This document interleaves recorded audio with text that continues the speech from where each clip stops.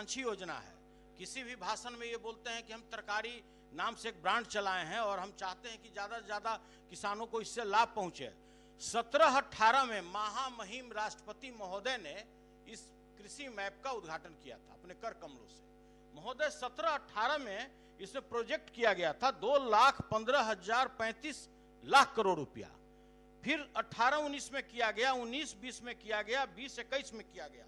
महोदय उससे भी बड़ी बात आपके माध्यम से मंत्री महोदय को बताना चाहता हूं कि ये सरकार का स्पष्ट आदेश था कि यह सुविधा मात्र मैं 3 सालों के लिए ही दे रहा हूं, और 3 साल कब का चला गया, मतलब भ्रूण हत्या हो चुकी।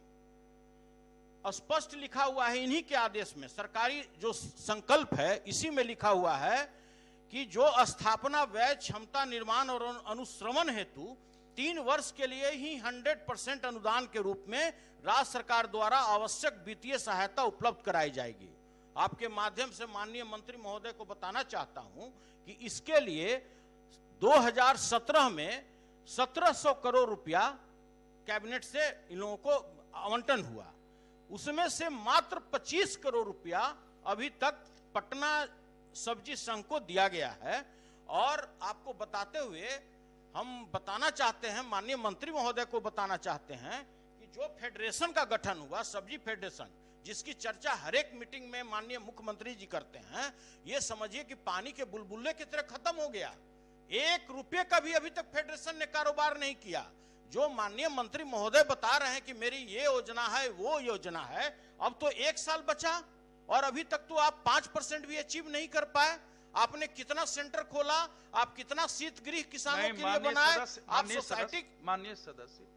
माननीय मंत्री जी ने विस्तृत रूप से उत्तर दिया, जो कि इस योजना का आरंभ भी हुआ है और कहां कहां क्या क्या बन रहा है, गोडाउन बन रहा है या आउटलेट बन रहा है, सबके बारे में विस्तार से कहा। बिल्कुल तथ्य से प्रेम रिकॉर्ड दे रहे हैं, रिकॉर्ड दे रहे हैं। ये कहना सही नहीं होगा जो कि सिर्फ कागज तक ही सीमित है। बिल्कुल कागज तक। ये आप जरूर कह सकते हैं विलंब हो रहा है, लेकिन मंत्री जी की सोच व्यापक है और मंत्री जी ने विस्तार से उत्तर दिया। आपका योजना था कि 100 हम छोटे छोटे प्रत्येक ब्लॉक में, 534 ब्लॉक है पूरे बिहार में, प्रत्येक ब्लॉक में हम छोटा छोटा शीतगृह बनाएंगे।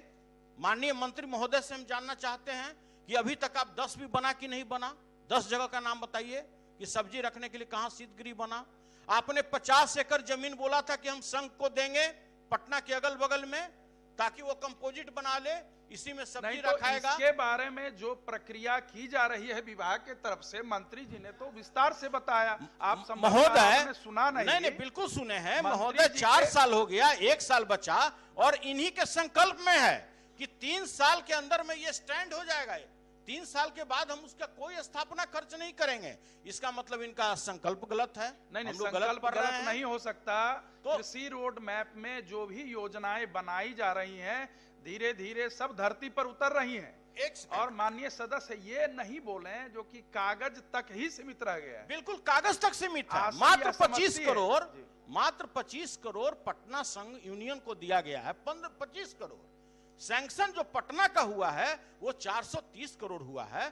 पूरा 1700 करोड़ का इसमें बजट कैबिनेट से पास है। कोई हम हवा में नहीं बात कर रहे हैं महोदय। नहीं, पहले एक तो महोदय हम जानना चाहते हैं कि ये जो सरकार ने संकल्प लिया है कि 100 शीतगृह बनाएंगे, पटना में 150 हम आउटलेट खोलेंगे, 50 एकड़ संघ के लिए जमीन देंगे जिसमें सारा सब्जी रखने के लिए कोल्ड स्टोरेज होगा, यह कब तक होगा महोदय, हम ये जानना चाहते हैं। माननीय सदस्य